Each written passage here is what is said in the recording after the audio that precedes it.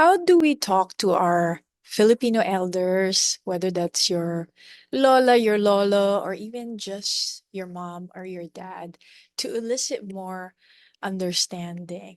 Now, why this is important is if you've been not living under a rock, there's a lot of miscommunication, conflict that's been happening around the world.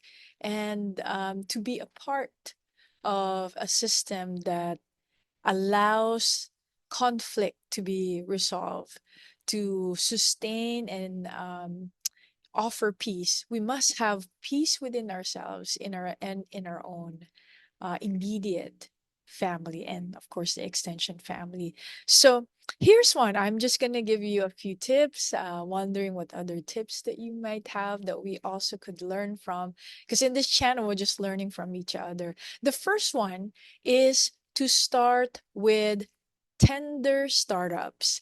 That word is not from me. It is from these two renowned psychologists and that are focusing on couples work, the Gottmans, and tender startups. They believe that the way you start the conversation concludes how it would end.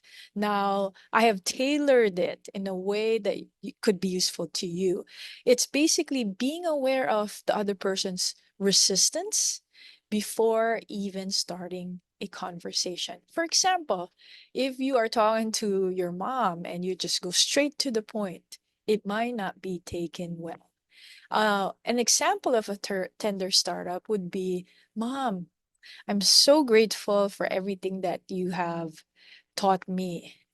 And I really want us to have a more open communication.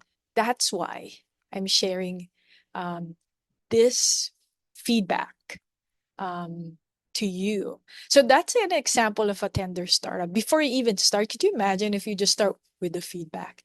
And even if you're well meaning, the person that might be listening may not be ready for you. So you might be ready, but you're not gauging the readiness of the receiver, in which usually that's how we prepare. We prepare ourselves.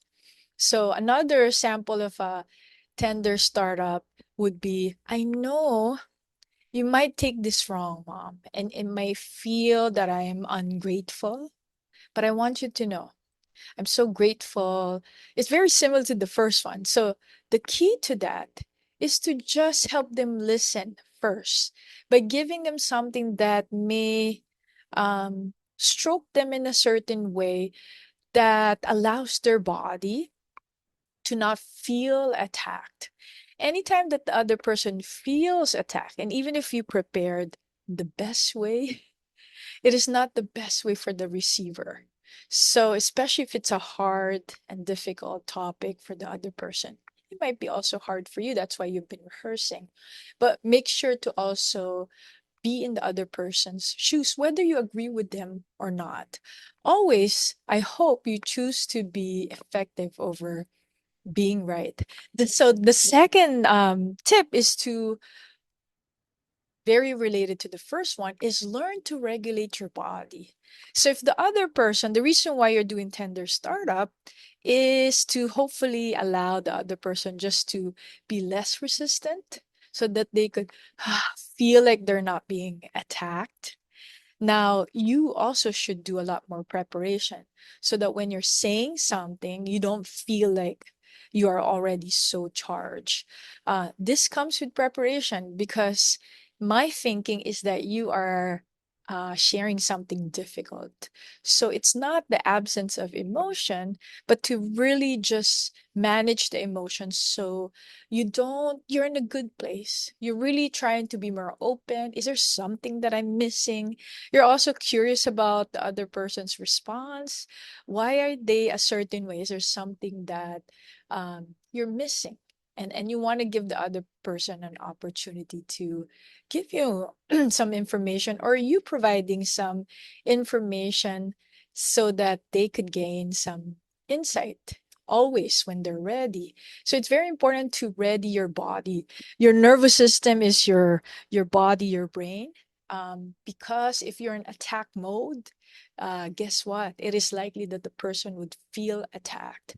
And this loop that you're trying to break would be the same loop again. So prepare your body. The next one is also piggybacking on that one, is stay in the present. So if you have a tendency in your head like, but you always do this, or you're never, always and never are words anchored in the past.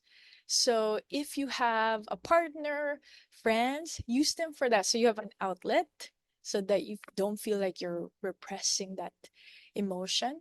You could also write down if you're preparing to speak to your Lola or your mom, write it down and you could read it over and over again.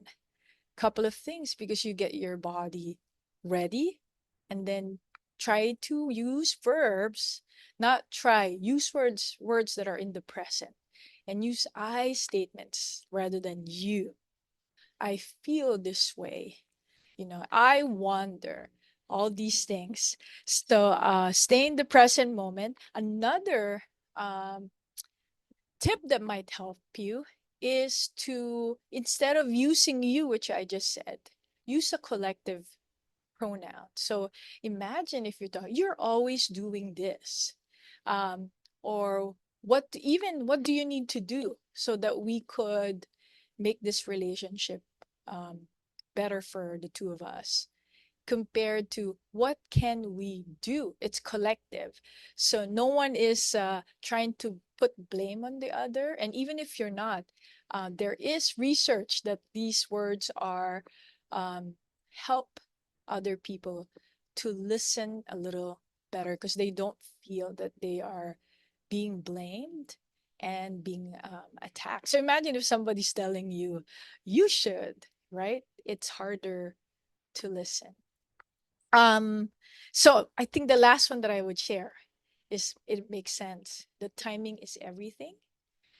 So time it, you know, and that comes with when your body's ready, when you feel you're prepared, when you are more conscious, more open, more curious about what you're going to say. That probably is the best time. But also think about if your mom has mainit ang ulo, she has high blood, maybe wait for, if she's very stressed this Monday, maybe wait a couple of days. So just those very basic things. The reason why I'm sharing is I really hope that we could break that cycle of repressing our emotions. And then when we could not hold it in any longer, we erupt like a volcano, and we're hoping that the other person would change because we've been repressing these things, and yet we become the very thing that we dislike or we even hate. And so awareness, my friend, is key.